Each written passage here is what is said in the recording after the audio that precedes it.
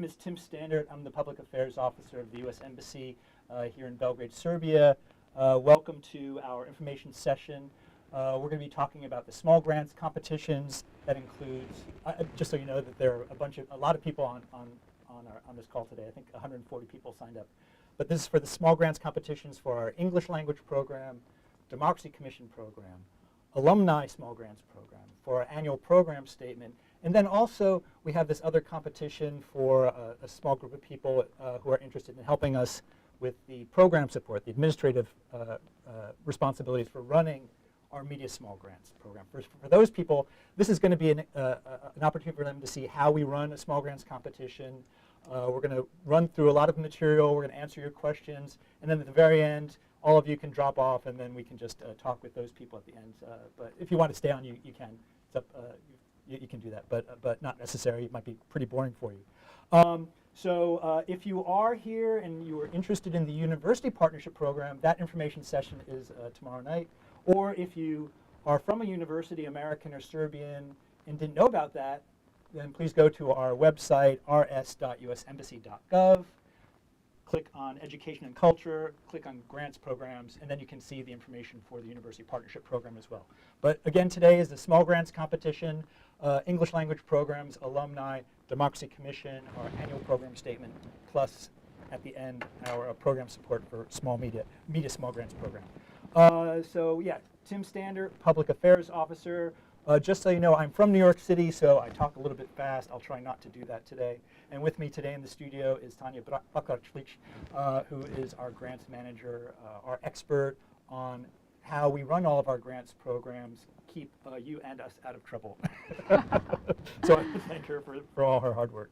I do want to apologize for those of you who have already read through our notices of funding opportunity and our annual program statement. I know that's a long document. I apologize. We apologize. You know, the basis of the document is something that we get from Washington every year.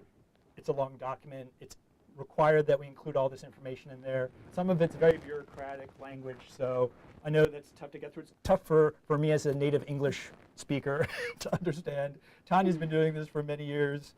She knows how tough it is, but you know, we're here to kind of clarify this. If you do have any specific questions, of course, that are not answered today, each of the NOFOs, Notices of Funding Opportunities, that's our slang for it, a NOFO, and our annual program statement, or our APS, you can go to those emails in there and ask follow-on questions. A second apology. A lot of these NOFOs are coming out later in the fiscal year than we had hoped. We really wanted to get them out earlier, but one of the things that we did this year, based on lessons learned from last year, some people were having problems understanding what we were asking for in the application form, so we tried to spell it out. We added an Appendix 1 to our NOFOs and to our APS, trying to give you a step-by-step method of filling out the form. And we really do want you to take a good look at that. Just follow those instructions. Hopefully they're clear. I think we gave examples about what we were looking for. So we don't want long dissertations, book-length applications. We want this to be kind of short and sweet. So we gave you maximum character limits on the application, and that's just something to keep in mind. Oh, and we see Marguerite, thank you, an American citizen living in Serbia. So yeah, a lot of we'll be talking about this shortly, for eligibility. Some of the applications, some of the NOFOs and the annual program statement, we only allow Serbian applicants. In some cases, we also allow American applicants. In some cases, we only allow organizations and institutions to apply. In some cases, we allow organizations or individuals to apply. So all the NOFOs are very, very similar in format. There are just slight differences to each one. Let me see. Oh, one more apology that I'll say ahead of time. You know, I know that with at least 140 people expressing interest, and based on our experiences in past years, we know we're going to get a lot of great applications, solid applications, and unfortunately we don't have enough money to fund them all.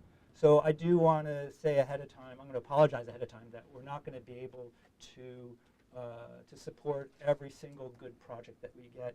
And I guess that's another point that I should make too, is that you are kind of all in competition with each other. So Do your best when you're filling these out, and just pay careful attention to the instructions in the body of the NOFO annual program statement and in the step-by-step instructions. One other thing, I guess, to keep in mind, these are the NOFOs, the annual program statement. These are written products developed by us and our team, some of whom are here at the embassy today. Some of our colleagues working on these programs are at home teleworking. There are going to be some mistakes, I'm sure. So apologize ahead of time if we made any mistakes. So, but we live in an imperfect world. So yeah, I already mentioned information about the eligible applicants. Really, one thing to keep in mind is that we are looking for individuals, for nonprofit organizations to apply for funding from us. If you're a business, we can't really fund your project ideas, even if they're very good. If you want to just as an individual apply, that might be possible depending on what you're trying to do. But we also don't want people like just trying to skirt the rules to say, well, I have a business, I want to make money, I want to get money from the U.S. Embassy. Oh, if I apply as an individual, I can like figure out some sneak way of doing that. We really are looking at projects where you're not making money, you're not making a profit. One of the things that I want to keep in mind is that when you do, there are some ways where if you have an activity and you want to charge some sort of nominal fee, maybe to enter an exhibit or an activity or a training session. But if you do that, you have to explain to us why you're doing that and how that money is being recycled basically into the program. If it's to help support the activity that you're doing or to make it more sustainable, that's fine. If it's to make a profit, then we can't support that. So, oh yeah, going back to eligible applicants, mentioned that Serbians are always able to apply. In some of our funding opportunities, Americans can. Organizations and institutions can apply depending on the NOFO and what's spelled out as the eligible applicants. Different organizations are able to apply. Sometimes individuals are allowed to apply. If you're an American and you're living in Serbia, that's great. If you are able to apply under a NOFO as an American individual, you're perfectly welcome to apply. It doesn't matter if you're living in Serbia or in America.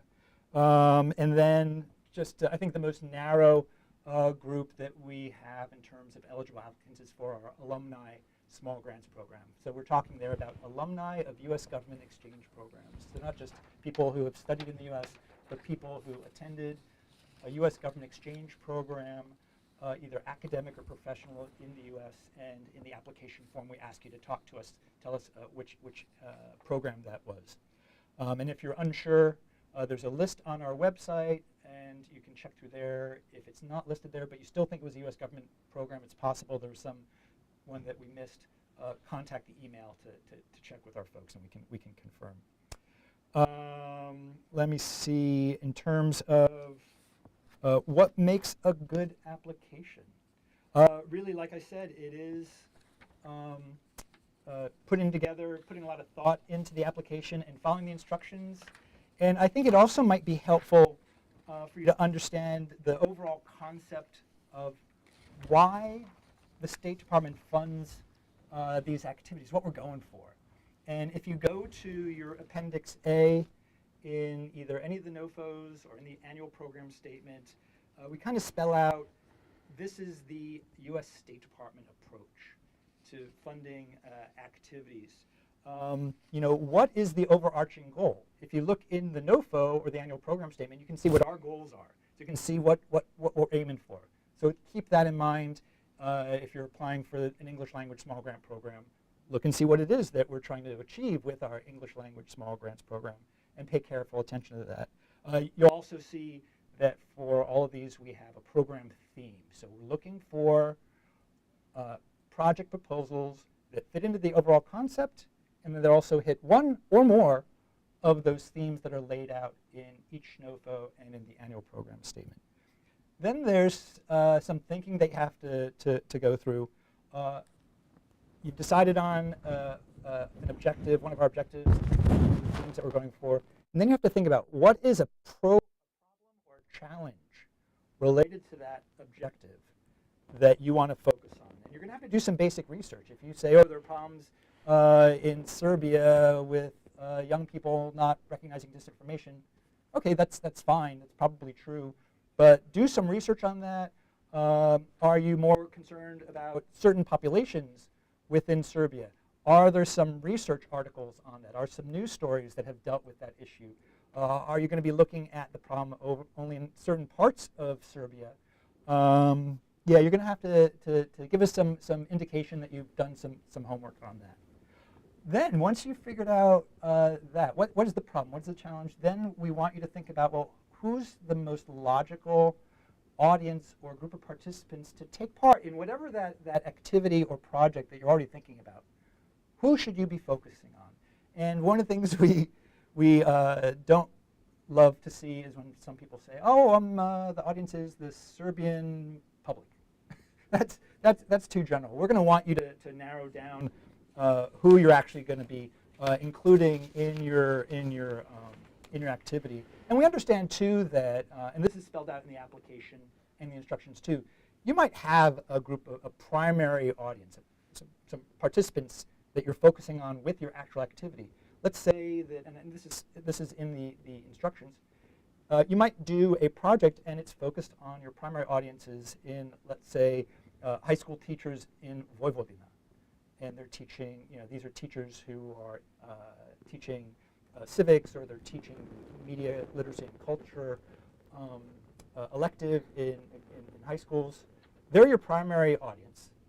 Then is there a secondary audience? Is there someone else who might benefit from this training that you're giving to these teachers? The students of these teachers, that would be your secondary audience.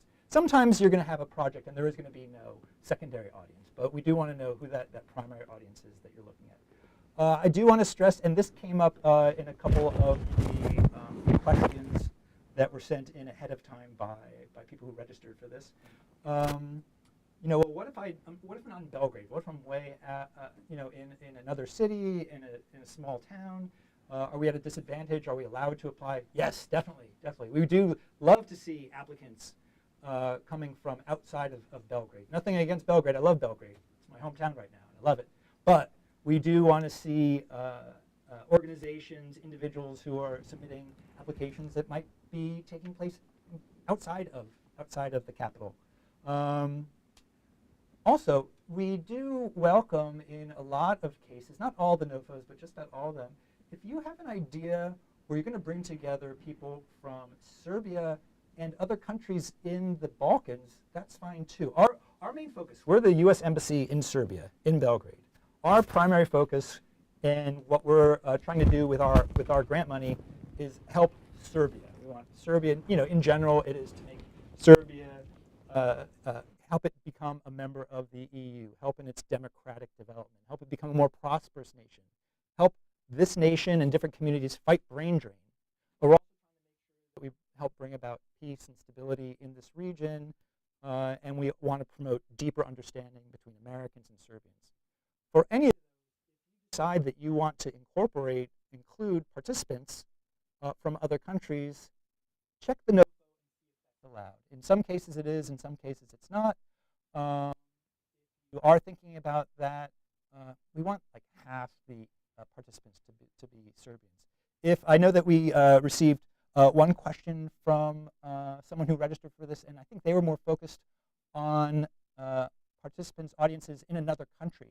I would if that's the case, I think I'd recommend that you go to the U.S. Embassy website in that other country and see what they have on their website in terms of NOFOs, and they might have an annual program statement like we have as well.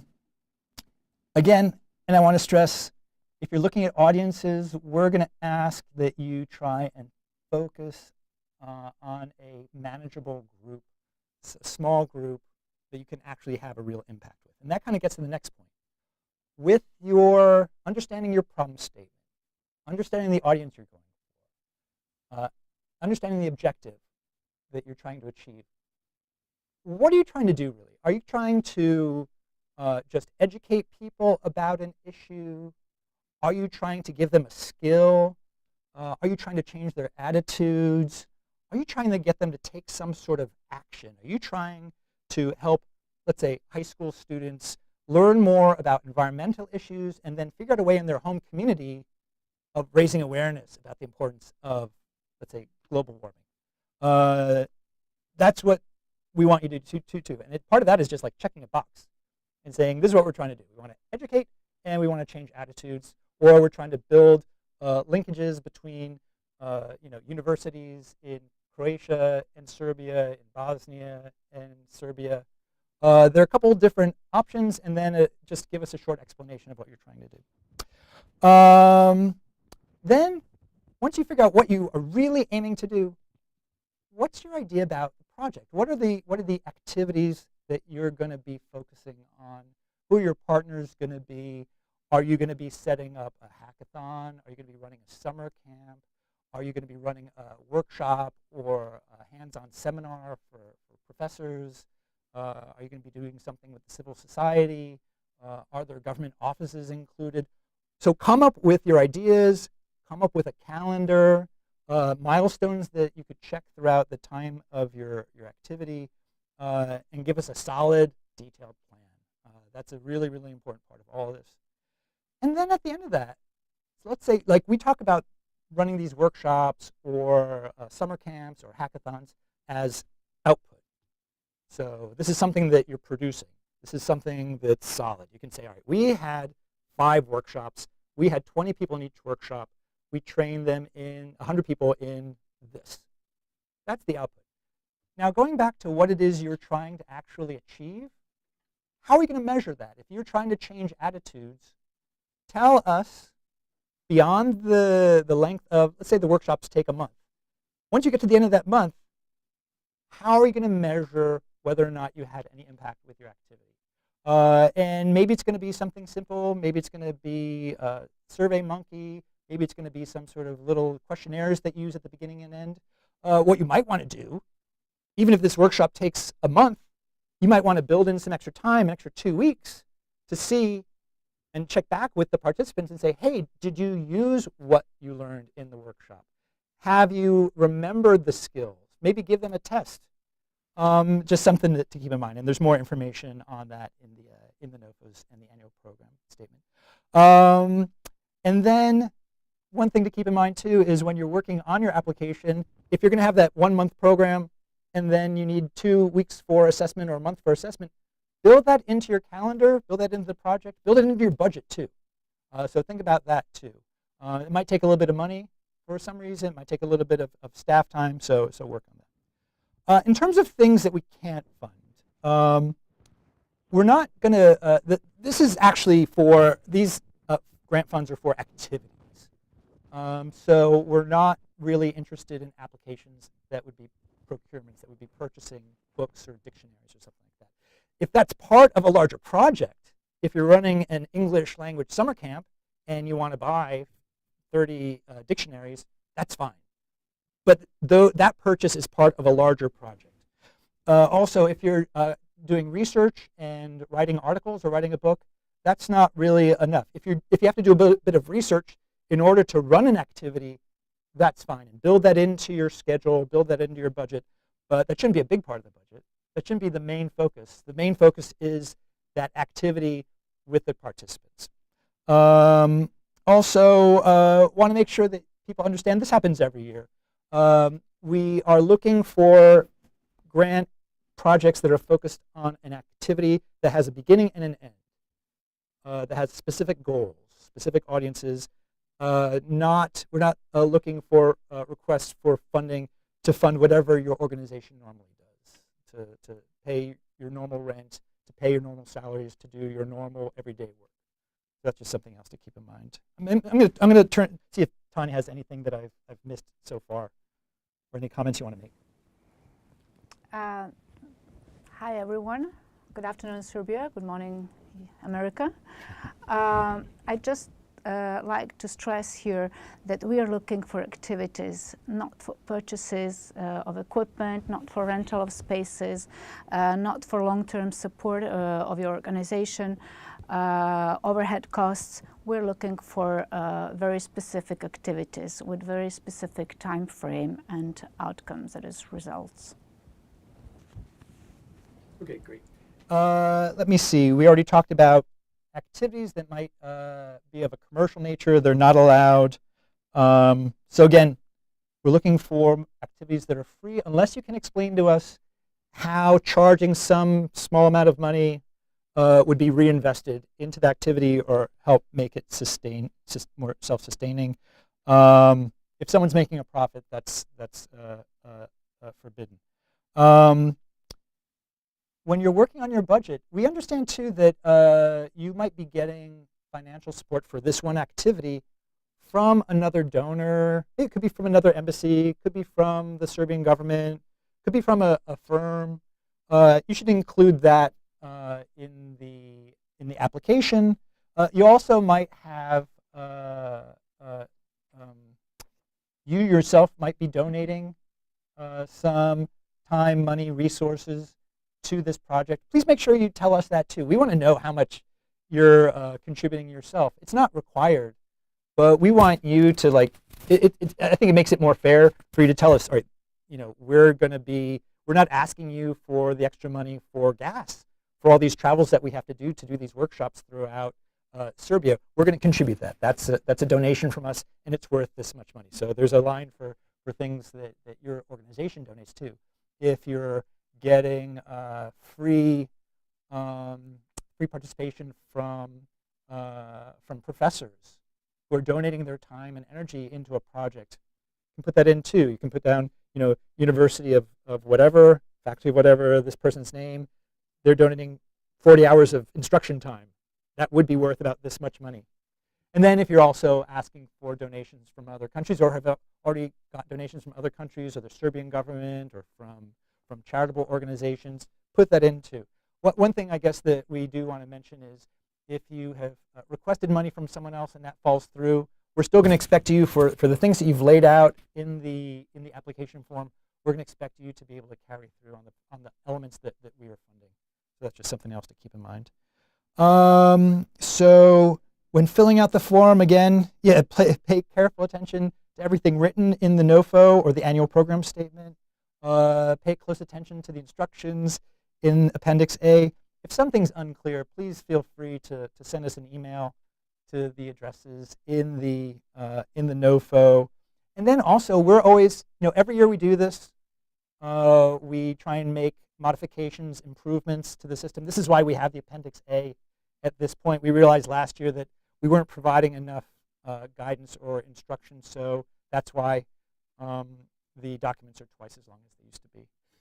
But we always want to learn ourselves about what would make this process easier for you, the applicants, what would bring about better applications that would help us all achieve these goals. Because again, our goal as the U.S. Embassy is to partner with the Serbian government, partner with Serbian business, with civil society, with individuals, with communities, in order to make this a democratic, prosperous nation that is at peace with its neighbors and where Americans understand Serbians better and Serbians understand Americans better.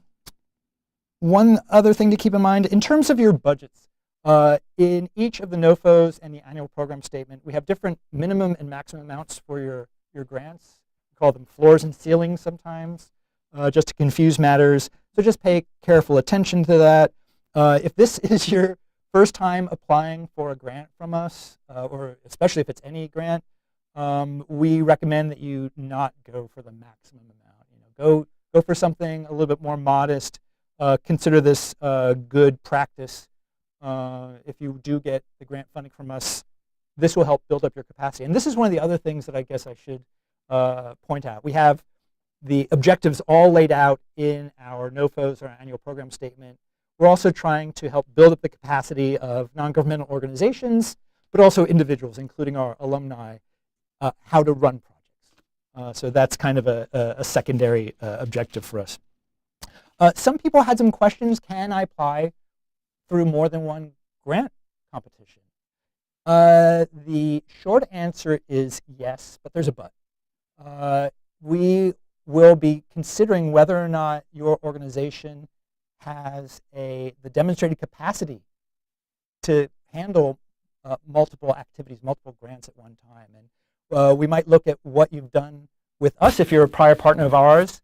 If you list activities that you have run previously funded by other organizations, or if your organization has just run lots of activities in this area, then you just have to put that information in the application, and then our review committee will have to make a judgment call if we think that you can run more than one program at one time. I guess you could also, if you think that you can only run one, but you still want to try submitting proposals to different programs, that's fine too, and then we can have a conversation with you. If you say, oh, I think that legitimately I as an individual or my organization can really only handle one. If you're considering giving us two, then this is the priority for us, this one project. Otherwise, you can just see what happens. Someone had asked a question of whether or not virtual projects are allowed, and the answer is a big yes. I mean, we are hoping to God that all these vaccination efforts in Serbia, which are going pretty well right now, really well actually, we're hoping that Serbia achieves herd immunity soon, but we still understand that just can't tell what's going on in the future, and I think that a lot of, it's good to be ready if the health situation gets worse and have virtual activities. On the other hand, even if the health situation is perfect after this, virtual projects are fine. I mean, I think a lot of individuals, a lot of organizations have realized you can do good work virtually. One of the things that we realized in this whole time period as an office is just that we can do sometimes better, more effective outreach in order to through virtual means, through teleconferences like this one. I'm getting one. Oh, my microphone. Oh, can I hold it? Sure. Let me see. Beyond that, I want to just say, the deadlines will be very, very strict. Don't send in applications after the deadlines. Actually, strongly recommend getting them in before. There are a couple of, I guess I should point this out too. Some of our funding opportunities have one deadline, and some of them have a round 1 and round 2. It's possible, I will be honest with you, it's possible that we will get through round 1 of a 2-round competition, and we will have so many fabulous applications, we might decide to spend all the money after round 1, and then we'll put a notice on the website saying, sorry, we have no more money left. Please try again next year. And again, I'm hoping that next year we're going to be able to get our notices of funding opportunities out much earlier. Just in terms of applications after they are submitted, what happens? So our staff will conduct a technical review. Tanya will be involved in the technical review of just about the hundreds, thousands that we'll receive, but also our other staff within the public affairs section, they will also go through and make sure that you've met the technical requirements laid out in the NOFO. For example, if it turns out that you're a for-profit business, we're going to put that to the side and send you a nice email that says, oh, thank you for taking all the time to fill out the application, but sorry, you're for-profit, we can't accept. After the technical review, then we set up review committees within the embassy, and sometimes comprised of people from other sections besides the public affairs section, USAID, the political section, Department of Justice. It just depends on which program we're talking about. They make the final decisions. And once we do have those decisions, then Tanya and I will do one more check to make sure we have the money. And then you will get an email from us saying that you've been approved, or you'll get you'll get one saying you've been approved, and then we'll start working on the paperwork. And I don't know if maybe this is the point where you want to talk about someone had asked a question about the contract. So let me let you answer that question. Okay, so there was a question about contract. What happens when you receive a grant, and then how you deal with the tax office, with the Poreska uprava, basically. What we give you if your application is successful is a grant. We don't give you a contract. We give you a grant, and then everything else is up to you. If you have sub-grantees, if you have contractors, it's up to you to decide which type of contract you will have with them, and we advise that you contact either a certified accountant or a Poreska uprava. We don't get into that, and that is the obligation of our grantee. Once we give you a grant, the grant is a public information, so you're free to give a copy to the Poreska uprava and also to a bank, because the bank will request a copy of the grant. They will ask you based on which you receive the funds that you will be receiving, the grant funds. So you're free to provide a copy of the grant to a bank and Poreska uprava. But the rest, your contractors, your sub-grantees, it really depends on you. We don't get into that. Did you want to talk about the reporting requirements too? Oh yes, and then reporting requirements. Reporting depends on the type of award you will receive. When I say award, basically award is known as a grant, but there are different types of grants. There's grant, there's a fixed amount award, there's cooperative agreement. So if your application is selected and approved, and if you receive a grant, the grant specifics the grant text will actually specify the reporting requirement. So you don't need to worry about that now. But generally, quarterly reporting is required, but also it really depends on the length of your project and on the type of the project. So you will know, we will discuss that if you receive an award from the embassy.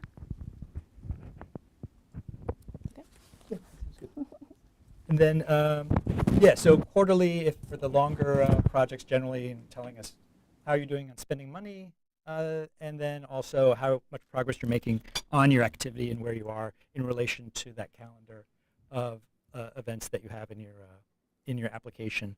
Beyond that, someone had asked a question about what other support they'll get from the public affairs section. Not really a lot. I mean, we're giving you the funding. You're telling us how you're going to be spending the money. We're going to ask you to check in, send us reports once in a while.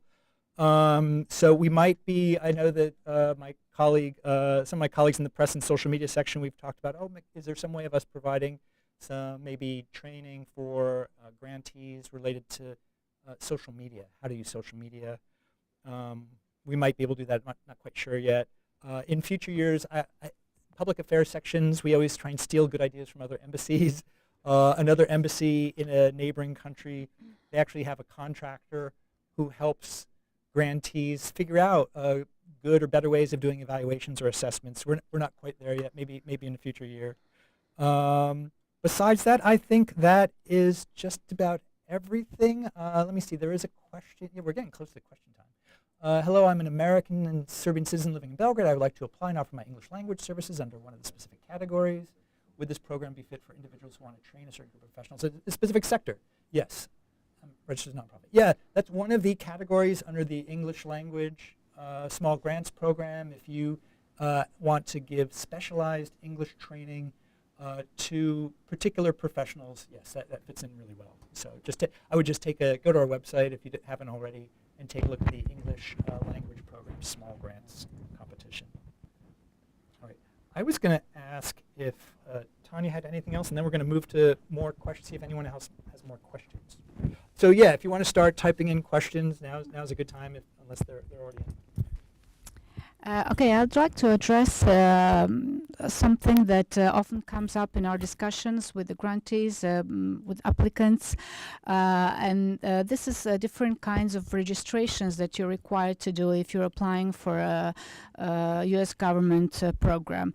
All registration requirements are listed in our NOFOs, but let me just give you a few tips which you may find helpful.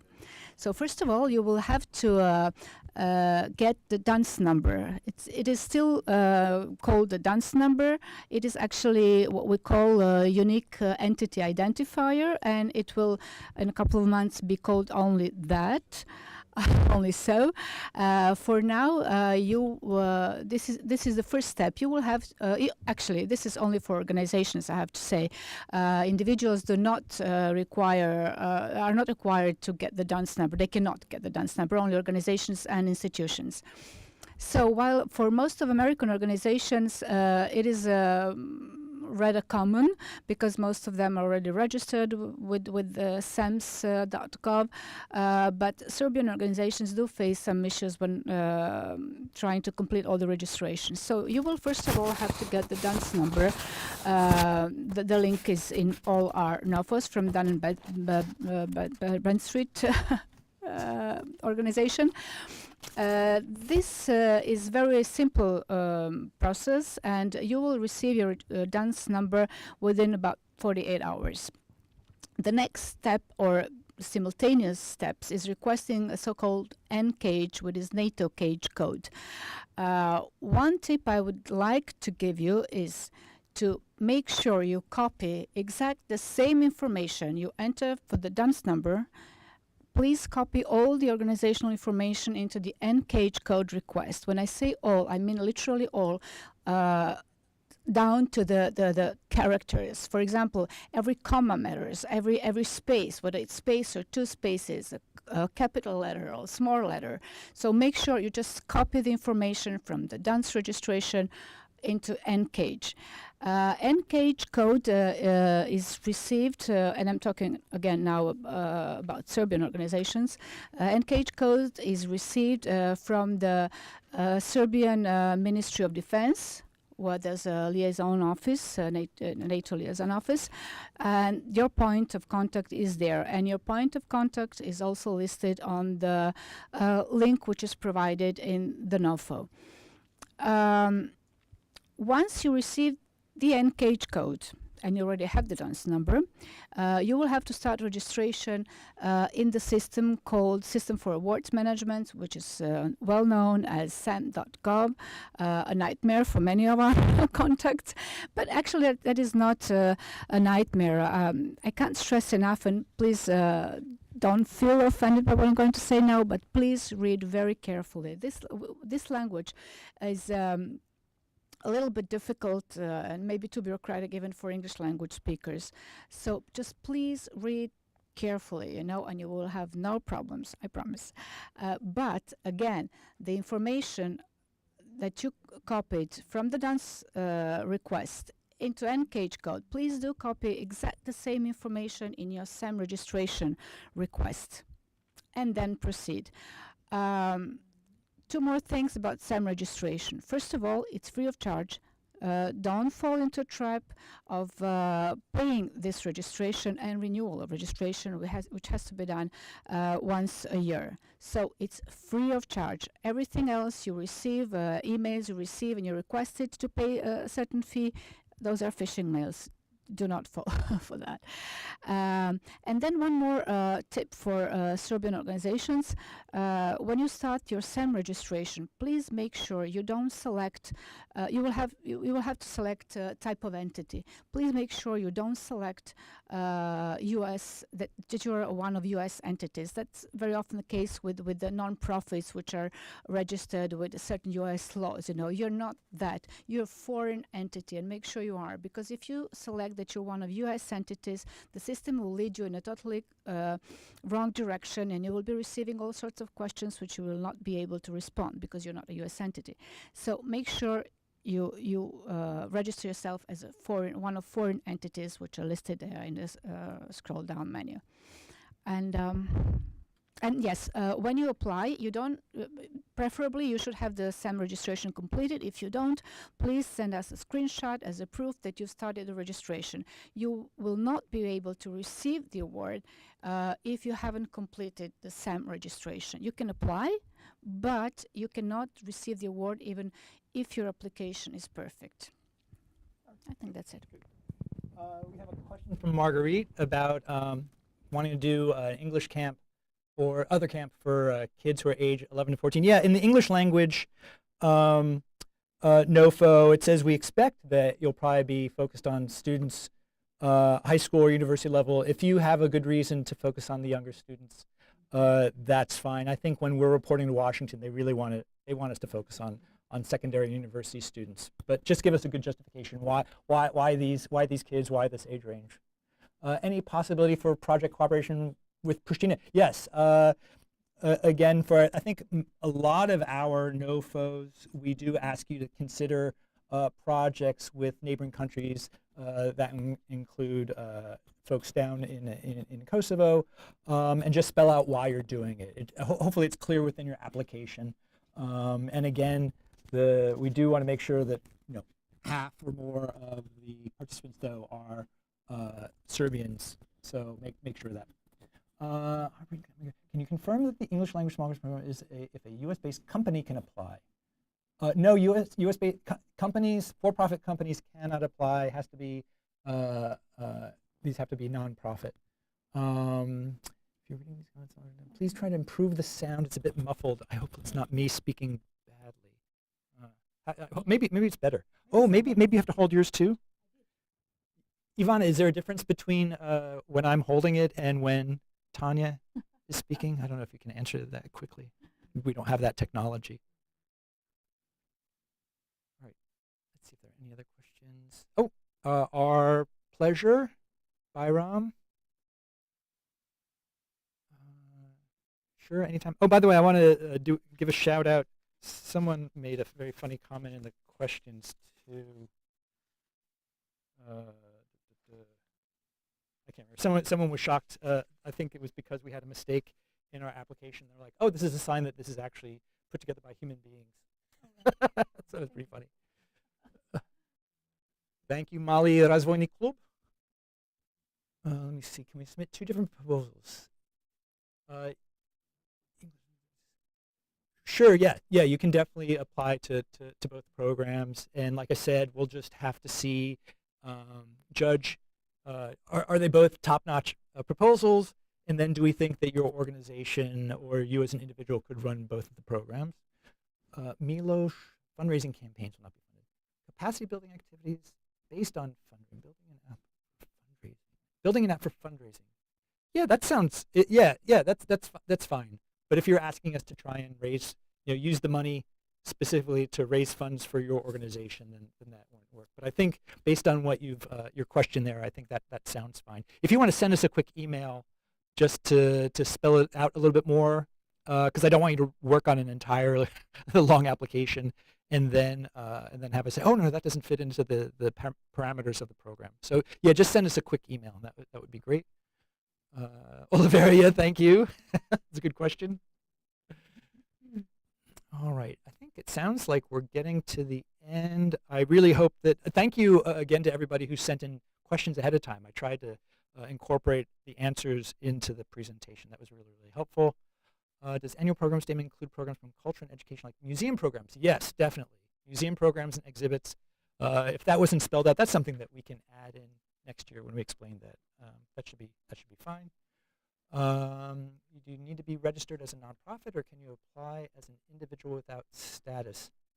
I think you can apply under either. I think that the review panel, if you're actually if it's a big project and you're applying as an organization, I think it's a little bit easier for us to with a track record too. It's easier for us to understand what you're doing and do you have the capacity. Then again, you might be a super duper individual who's done incredible projects in the past, and then we'll say, yeah, that sounds like that person has done all these things. We see these reports that news reports that you've done, this activity, that project, this exhibit, that presentation in the past.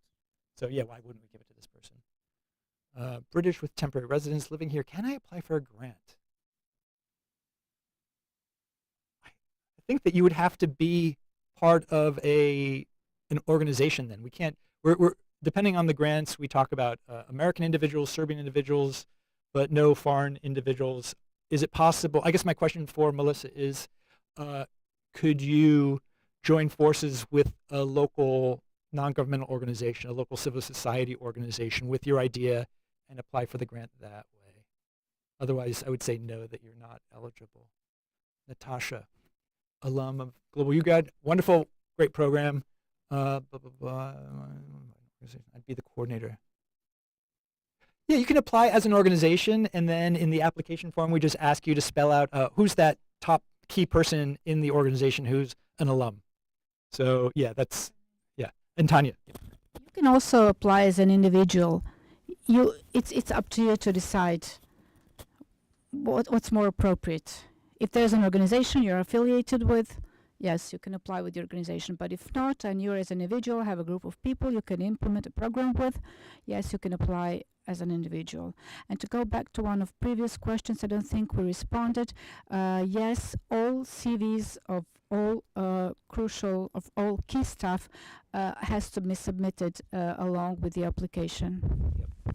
Now, we know too that if your project relies on working with an expert in, let's say, green technologies at the University of Novi Sad, but you haven't nailed that down yet, we understand if you say that, and we'll provide the CV later on. But yeah, if you have everything ahead of time, that's amazing sometimes and helpful. But we understand that reality is that for some of you, you're going to be coming up with concepts, and you're not going to be able to get cooperation or a confirmed cooperation with people ahead of time before you actually get the funding. So we understand that too. How detailed should the time?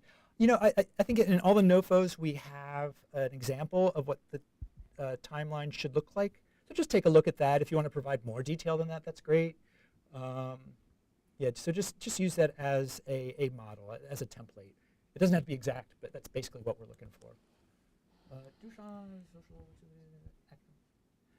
Again, if it's just academic research, we're not going to fund it. There has to be something beyond doing the academic research. What you might want to do is send an email to the email address listed in the NOFO or the annual program statement to just flesh out your idea a little bit more for us, and we can talk to you a little bit more about what might be allowed, what might not be allowed. Social business project very local, developing a social business. I think I would social entrepreneurship. like social entrepreneurship. This is a social project, enterprise, I'm assuming. If We'll have to, do you want to answer? Sorry, if that is a social entrepreneurship project, yes, you can apply and you're very welcome. Yeah, the one thing is that there are limits on, we can't be paying to purchase or rent, like if you're going to set up a shop, buy equipment for that shop, things like that. That's another one. You might want to send us an email ahead of time and just say what it is that you're thinking about doing, and then what the money would be, what the budget would go towards. Because again, I don't want you to waste a lot of time if, we tell you now, yeah, it's okay, and then we start looking at your budget and we're like, oh, those are all not allowable expenses. So maybe send us an email and tell us a little bit more about your idea, and then what the even just the rough budget would go towards. It doesn't have to be exact at this point. We know that it's early in the process. Would you need to make a budget for our country or for others also? I guess you're talking about if you were bringing participants from another country.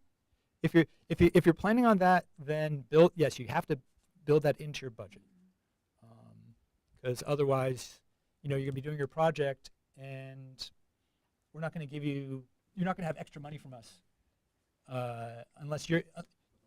Or you might be paying for that, or someone else might be paying for it. That's fine, but put that in the budget and explain to us how you're going to be getting those participants from a neighboring country. I think we're running out of time. We're going to have to shift at some point to the media program support, exactly. So yeah, for us to review and to respond to all the proposals, the technical review, depending on the number of applications we receive, can take a week or 2 weeks. That's one of the things that we're kind of in the NOFOs and the annual program statement. We put a target date for when we want to make decisions by. We're really sorry ahead of time if we don't meet those dates, but those are our goals. We'd like to get all the applications in, conduct the technical reviews, have the review committees score them, and then meet and make final decisions by those dates that are listed in the documents. And we can talk, Diane, we can talk a little bit more when we shift to the media, the program support discussion for the Media Small Grants Program. Yeah. Okay, good. Recently formed organizations are welcome to apply, yes. Again, if you're a brand new organization, I would suggest not applying for the maximum amount for the grant, but yeah, consider this way. If you write a good proposal, you get the funding from us. This is part of your own capacity building. We're hoping that you could get more grants from us or other organizations, other international donors from the government of Serbia in the future. There are links on our website. Again, if you go to oops, let me do this again, rs.usembassy.gov, and then you click on Education and Culture, and then you go down to Grants Programs, and then all of our grants opportunities are listed under that. And right now, again, that's Democracy Commission, Alumni Program, English Language Program, our annual program statement. Those are the ones we've been discussing a lot right now. Next, we're going to be talking about the program support opportunity to run our Media Small Grants Program. And then you also see tomorrow we're going to be having an information session for our University Partnership Program.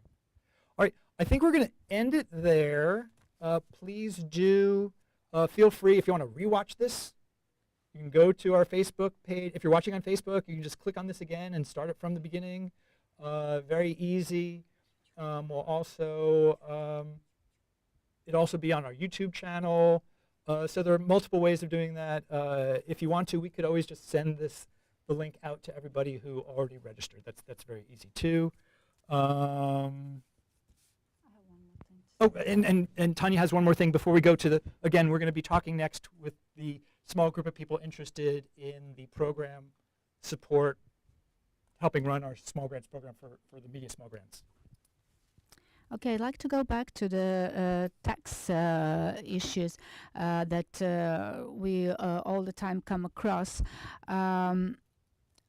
If you apply for and receive the funding from so-called AICA funds, which in our NOFOs is code 19.900, which is basically all our NOFOs, current NOFOs, other than annual program statement, you should be free of taxes. That is, if you're requested to pay tax, please contact us, again, if you receive an award, and we will provide you with the documents which you will, copies of which you will provide to your local tax office or Poreska Uprava, and you will not be paying, you're not supposed to be paying taxes for so-called foreign assistance programs, which again are all but annual program statement programs. All right, so we'll say goodbye to everyone now, except for those who are interested in the program support competition to run, help us with the administrative side of running our Media Small Grants competition. Oops, crap, sorry. Again, yeah, I want to say goodbye to everyone. Thank you for attending. Thank you for your patience. Thank you for any good ideas you come up with and proposals that you come up with. And then at this point, we're just going to say goodbye to all of you. And then if you are an organization interested in helping us run the admin, the administrative elements of our Media Small Grants competition, please stay on. And this will still be recorded to the following session. So maybe I'll just give everyone 30 seconds, and then we'll just start with the media program support discussion. And I think we'll also have one of our colleagues who's involved in our media programs joining us virtually as well. Yes, hi to all. All right. Is he ready? Okay, great. All right, everyone, welcome back. Yeah, I want to thank the organizations. I think we have about 6 organizations that registered interest in our program support funding opportunity. And again, this is to help us run the Media Small Grants program. Some of you might be familiar with our Media Small Grants from prior years. So this is a pilot project for us to get outside assistance running the Media Small Grants competition. I think if you've attended this whole session so far, you can see this is kind of a complicated process, and we are interested in looking at, is there a way of working with a good organization who might be able to help us to take some of the the burden off of the backs of some of our public affairs section staff who devote a lot of time, sweat, and tears to I guess blood, sweat, and tears in English, right? Blood, sweat, and tears to make these programs run so smoothly. But it's a lot of work, and so we're trying to figure out if there's a way of having one of your organizations perhaps help us with that. And I guess part of it too is just us interested in seeing, does this seem to be manageable from your point? Does it make sense from your point as well? Do feel free. I realize that one of the things we maybe should have mentioned in the NOFO for this program support is saying that this application process that you're going through, it's kind of similar to what the others that were on this call today have gone through, although their application form is more complicated, I would say, because for the program support, we're asking you to help us with certain activities, certain responsibilities to help run a small grants competition. But maybe it would have been more fair to tell you ahead of time, hey, this is actually what we're going to be asking you to do. Hey, take a look at the NOFO for the English language program or for the annual program statement, just so you can see what might be involved. I do want to also mention, if it wasn't clear already, that this is a pilot program. It's an experiment of sorts. You're going to be working very closely with the public affairs section team to try and figure out the best way of doing this as well. It is a new concept for us, so we're going to be trying to come up with maybe you can look at the application form that the folks on the call today were involved in. I think we can simplify that a little bit because we're issuing you the cooperative agreement, and then you're going to be issuing subgrants to these organizations. Some of I don't think we have to the long NOFO that you had to look at and that these other applicants had to look at. I think there might be a way of simplifying that. So we'll just work with you on that. But it really is getting your help with all those activities that we listed in the NOFO. So again, a new concept for us, and we do look forward to working with one of you if you decide to submit applications and you get selected. Maybe at this point, I don't know if Tanya wants to say anything or our colleague on the line wants to say anything. No, Tim, you said everything. Is he? No. Oh, he doesn't have a connection. Oh, that's fine. So I guess at this point, if you would like to send us any questions beyond what we already received earlier, if anything was unclear, and again, if you do have questions that arise after this info session today, definitely feel free to send emails to the email address that's in the NOFO. But again, I think that this could be a great partnership. I think it's also helpful if, as you go through, if you do get the grant from us, if you have the cooperative agreement from us, we'll be learning a lot this year. Hopefully there'll be not so painful lessons learned, but I think this is kind of innovative.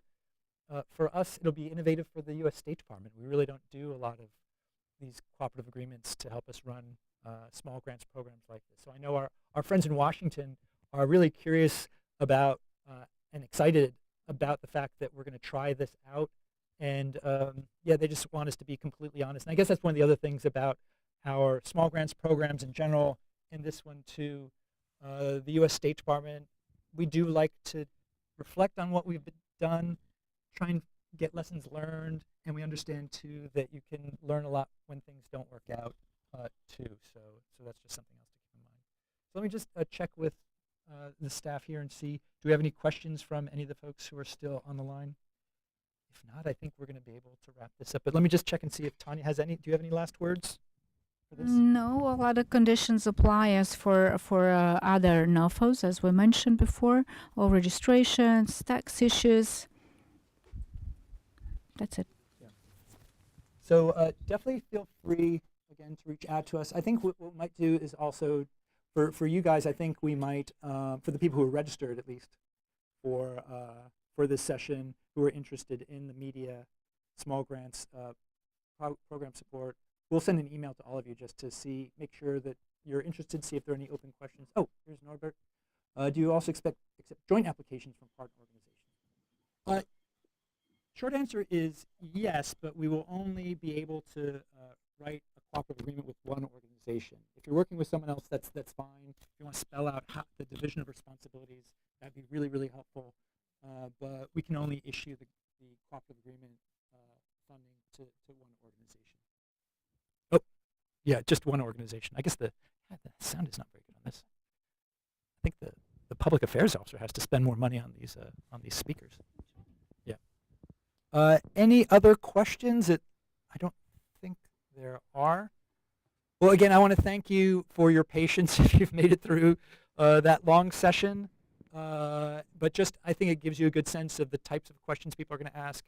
And if you don't have one already, yeah, we'll follow up with an email to you and send you one of the other NOFOs just so you can see what we're talking about if you haven't already looked on our website at those others, just to see what the process is. All right, I think that's it, and I want to thank you again for your time, and I guess also for your commitment to free press, to the media, to combating disinformation, all the other themes that we might be looking at for the Media Small Grants Program. Still to be confirmed, but I think that's where we're heading. So thank you very much. All right, and with that, I'll say goodbye to all of you. So thank you again. Bye, everyone. Thank you, Tanya.